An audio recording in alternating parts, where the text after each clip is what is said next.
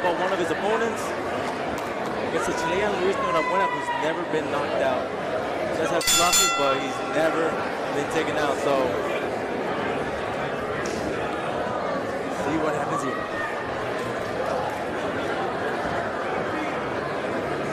Chilean giving out a height advantage to Panin.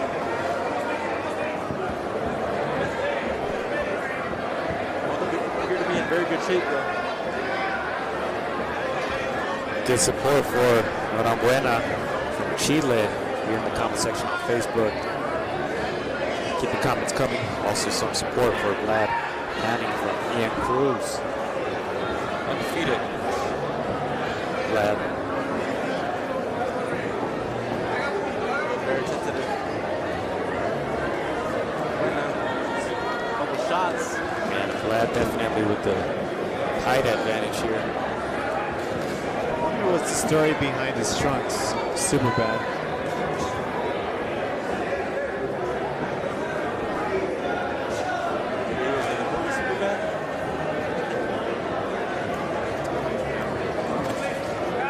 But clearly, though, right?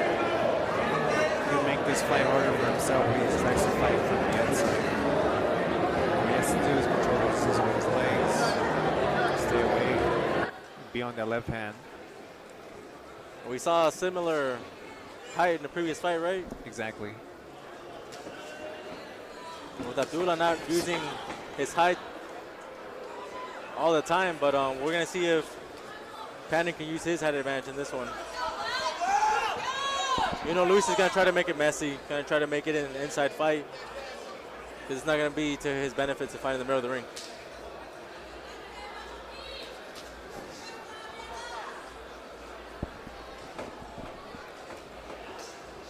Hook inside. Oh, good shots there by Luis.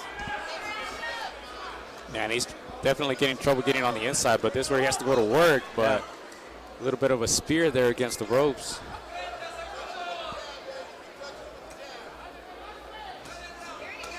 Oh, good counter there by the Chilean. Oh, good hook inside. Oh, he's rugged. Yeah. He's coming forward. He has to make this fight nasty. Make it nasty. He's doing that. Make it nasty.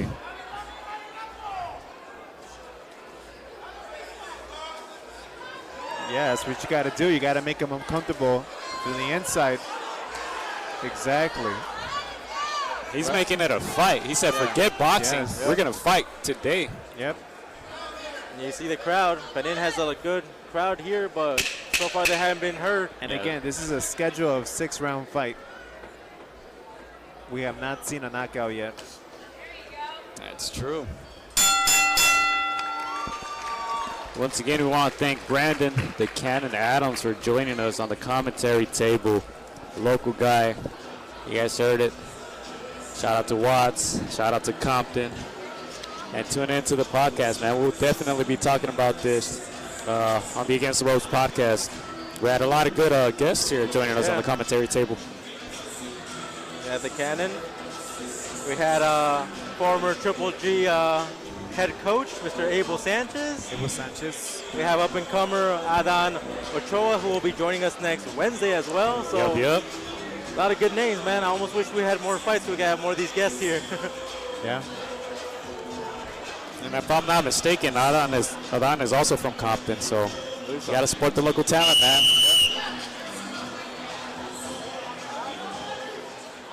If you're Luis and you're the underdog in this fight, you have to be happy with that first round.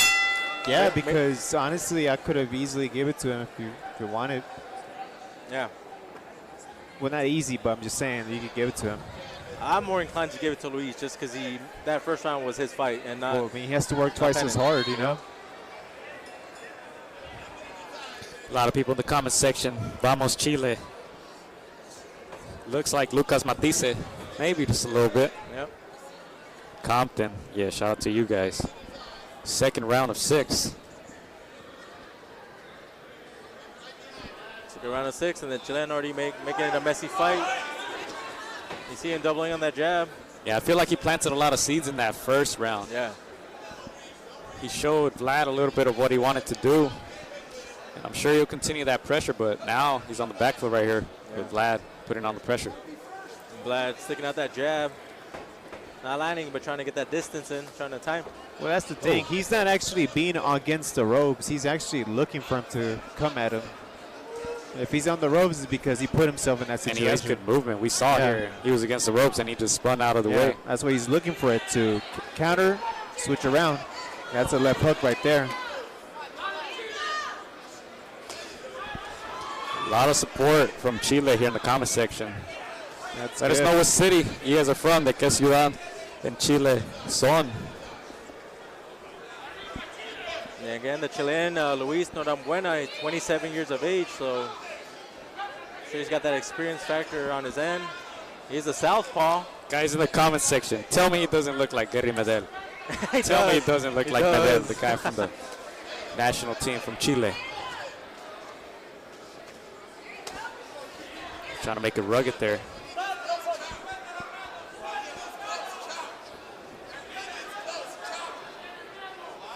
Sí se parece.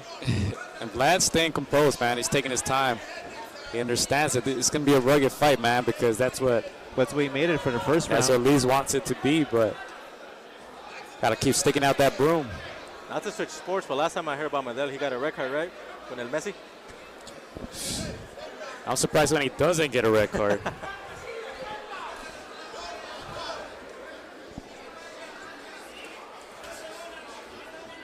So far it's been Buena's fight. It's a rugged fight, but it's always good when the referee's not involved, man. Yeah. Both of these fighters understand what they got to do in there. By Luis. And that's where he goes to work on the inside. And this all favors Luis right here. Good shots upstairs for Luis. Yeah, Vlad has to use that jab to keep that distance, man. So far, Vlad does not look comfortable in there. I'm giving this round to Luis Norambuena. Yeah, that's 2-0 for me. Yeah. Woo. It's a 6-round fight. Vlad's going to have to change something up the next round, or he's going to put himself in a hole. Once you put yourself in a hole, you start thinking about knockdowns to try to even this fight out, right? So, ask Keith Thurman. Which Brandon said he was very happy for Pacquiao. Oh, he was, yeah. Said he was very happy for Pacquiao. What else? What else did the Cannon share? A lot of stuff, man. Yeah, he talked to us about Charlo. Okay. Talked to us about running it back, perhaps. Okay. Or going to 154.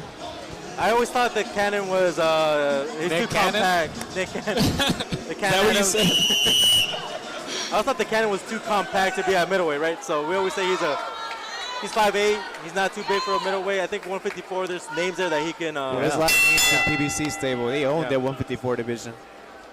Hopefully you guys advise him to go there. I think he knows what to do.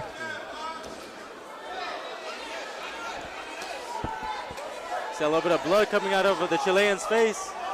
Oh, he got a cut right there on the right hand top head. Oh, I think it was a result of a headbutt right there. It wasn't through something a punch. You never want to see. It's the first headbutt collision we've seen so far. But that's the type of consequences that you get for Louis, right? It's not that it's his fighting style, but it's the fighting style that he needs to do for this fight because he's undersized. Yeah. Luis is giving Vlad a tough fight. I agree, Daniel Velez. Vlad needs to let his hands go and fight on the outside. Yep, Calderon. Oh, good counter by Luis.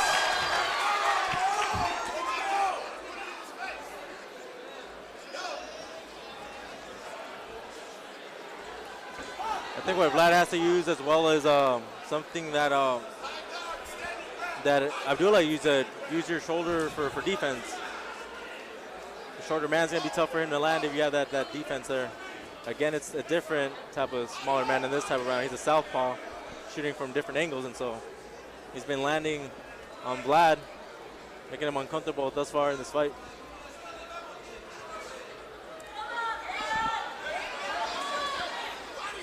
I really hope there's smaller fighters watching this fight because they get to learn a lot from this one, how to fight a taller guy.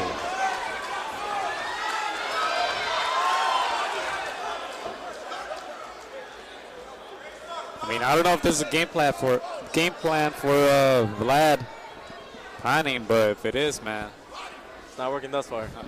It's not a good one. He should be using his height to his advantage. A lot of credit to Luis, though. Okay, well, Vlad isn't actually throwing his jab that much. He should be throwing it from right there, but he's. You see, Luis is waiting for the counter. And Luis is making it a short distance fight, so when he gets in, he lets his hands go. He's doing everything right. Right there, yep. Oh, good defense there.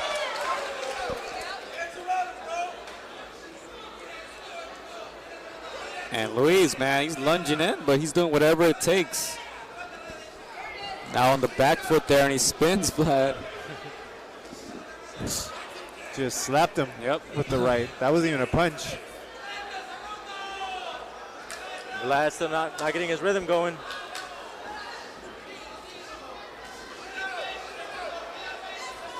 Ooh, good counter punch there.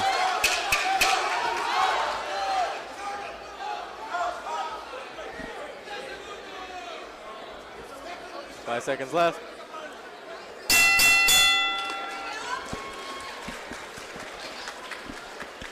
I guess you can say that Vlad had a better round this one, but you can still make the case if you want to give it to Luis. The first two were a little bit more convincing for the Chileans in his favor. So I'm gonna ask you guys, how'd you guys score this round? I still have it for Luis. Oh really? 3-0. Gio?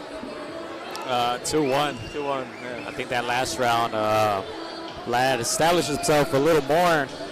But these rounds are still very close. I mean, we see what Luis is trying to do, right? Rugged fight, not dirty, but very rugged. He's trying to get on the inside. Yeah. And Vlad needs to use that jab a little more, man.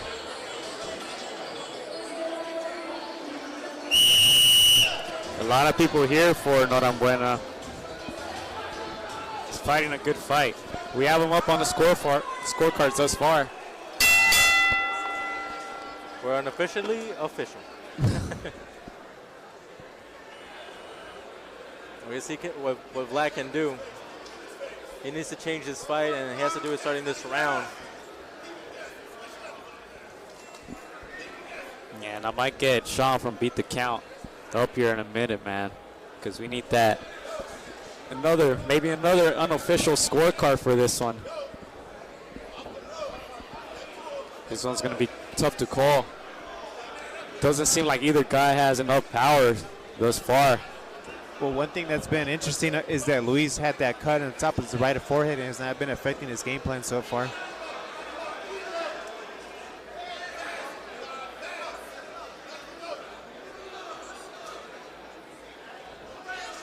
Again, this is round 4 of 6. See, and that's more like it for Vlad right there with the jabs. Oh, good shot there by Vlad. Oh, good shot by Luis, though. And Luis is not going to be shy to let them go. Good shot there by Vlad down the pipe. It's just, the thing is with Vlad, he doesn't know how to use his legs with the separation of his distance. He knows how to do it with his hands, but not with his legs. As soon as he launches it, he does not use his legs to back down. People in the comment section, Luis is sloppy, but he's winning. Combinations. Yeah, I agree. See, that's... Oh, good shot by the Chilean.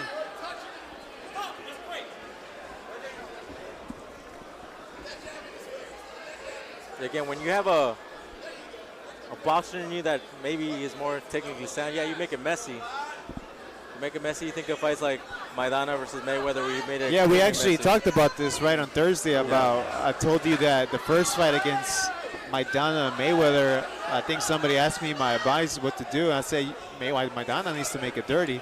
You know, give him one in the balls and stuff like that. Get him out of his comfort zone, everything. You got to make it really dirty. Make it something for the technical fighter to be thinking that it's going to be a rugged fight instead of being like a technical fight. Well, that's how Luis Castillo beat Mayweather in the first fight. Right? It was a very rugged fight. And I'll give you another example. Orlando Salido against Vasily Lomachenko. Oh, yeah. Same thing. Oh, yeah. Yeah. Probably the best example right there to use. And it's not something that I'd advise people to hit people in the balls or something like that. But I'm saying like make it just uncomfortable for the fighter. Oh, good shot there by Luis.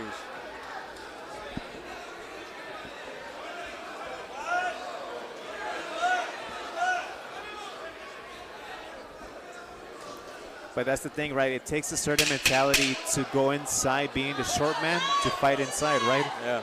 Because you can easily get countered.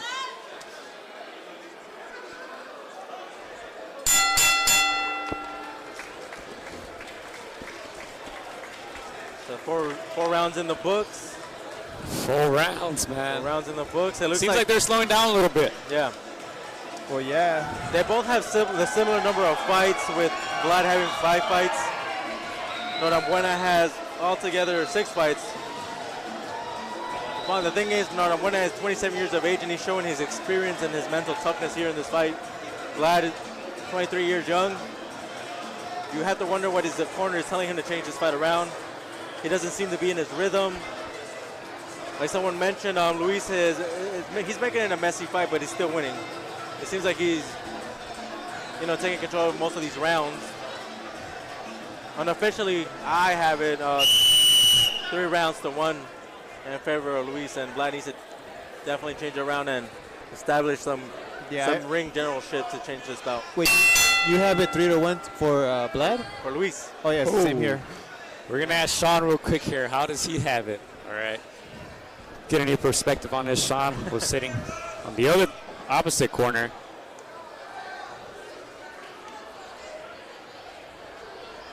Again, seeing that fight with Abdullah and Xander, of course these are different fighters, but you saw a similar height advantage for one fighter, and you saw how the smaller Xander wasn't able to, get into rhythm against the taller fighter. But you see Norambuena, at least Norambuena Chilean, really making it his fight.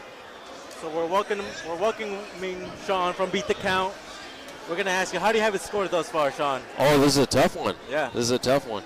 I think there's a lot of inactivity going on from Vlad, particularly when he gets his opponent pinned down against the ropes. Mm-hmm. You'll see that he's kind of playing the stalker role, and as he backs him up to the ropes, he doesn't really let his hands go. And this is one of those ones where I would hate to have to score this, because you're really measuring some craft from Vlad, which is decent in moments, against the activity and sort of driving of his opponent. So let me ask you something.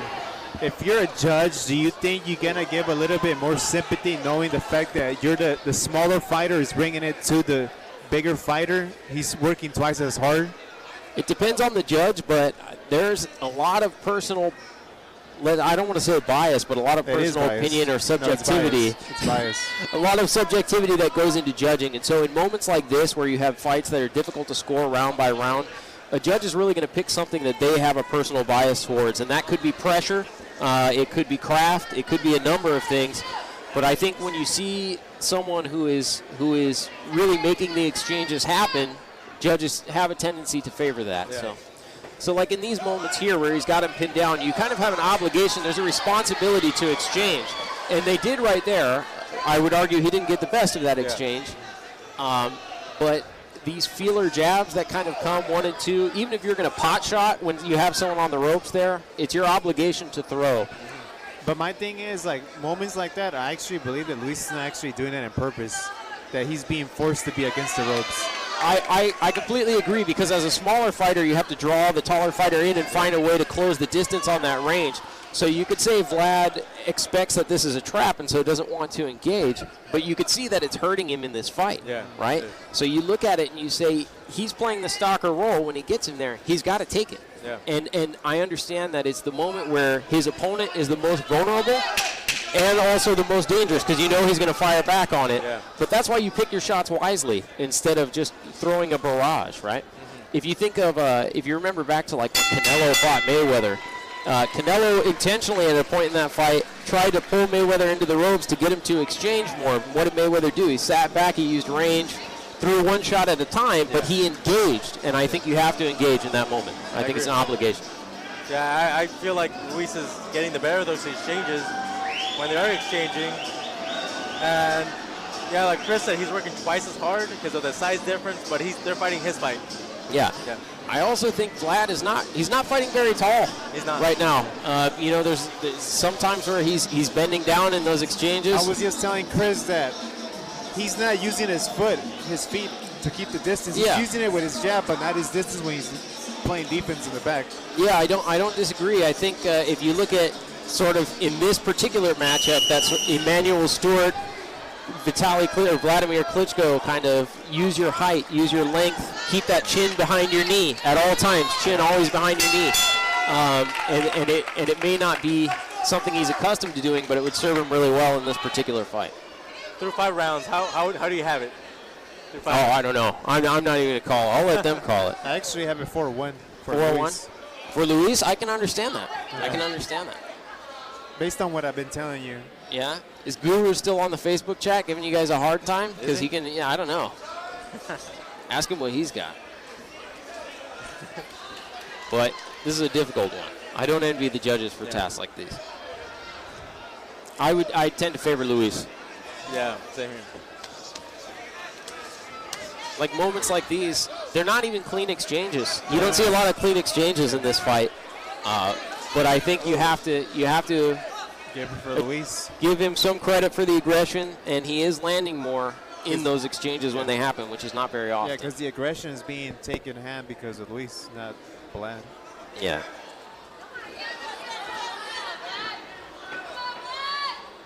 Yeah, Vlad is not landing as effective as you would expect him to. As a boxer, taller ranger fighter. Yeah, you would expect with the advantages that he has here to see a lot of straight punches, a lot of 1-2s, you know, just sort of, and getting a lot of leverage on those punches. But many of the jabs he's throwing in these circumstances are actually really just feelers or range finders. He gets caught backing out a lot, so he's in those exchanges, he's backing out, catches on. Good combination there for Vlad. And you might expect, I mean, Luis has 2 losses on his record, but both those losses came to men who were 6-0, undefeated fighters, kind of in the same position that Vlad is in. Luis has never been knocked out, so you could see you might look at this and say, you know, how are these advantages not manifesting for Vlad? Well, he's got a durable opponent who's fought some good fighters, and so therefore has a record that is a little bit less than what he may expect. It'll be a little deceiving, right, that record of his, but he's got that experience fighting those undefeated opponents. Oh, great shot. Oh, I think that hurt him. Yeah, that hurt Luis. It's a best shot for Vlad, and I think this is his best chance to go try to get at him. As we talk about the durability of Luis, he takes a shot there that is Vlad's best shot of the fight, perhaps the best shot from either of them, in fact.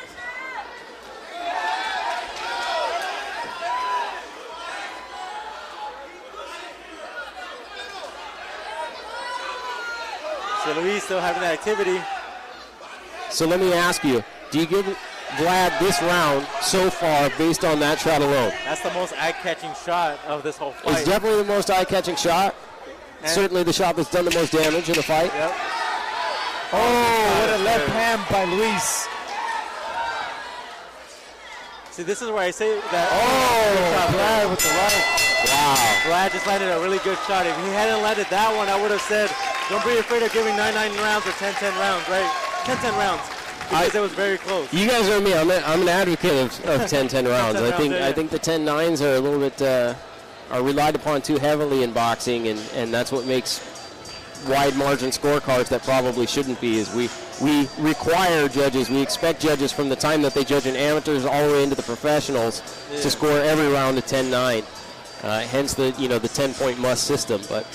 Yeah, because that last round, it seemed like Luis was winning the majority of it, but then Vlad landed this really crisp, clean, like you said, the best shot of the fight. It is the best shot of the entire fight. Now, I tend to favor the guy who landed that great shot in this instance. Yeah. I think that if you're hurting your opponent in a round, he's not doing that kind of damage to you, that makes it a lot easier to call that round in favor of Vlad. Although Luis did end up landing some good shots there towards the end of the round as well.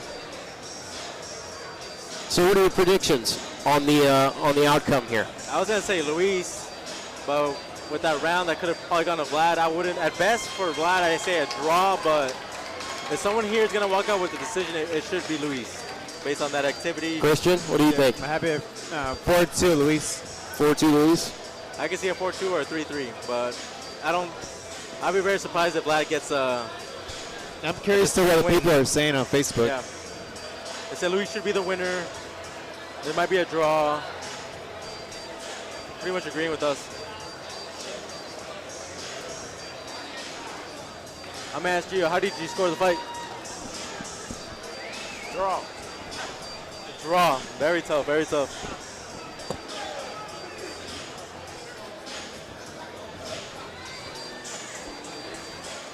Let's see what Jim Fitzgerald has to say on the matter.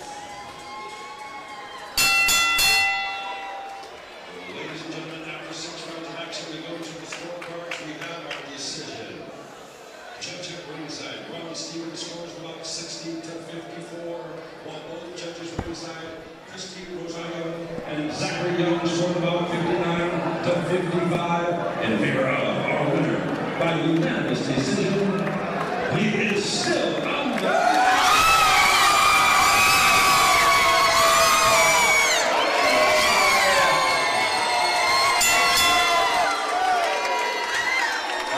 The boos from the crowd. Yeah, I'm sure you can hear the crowd here.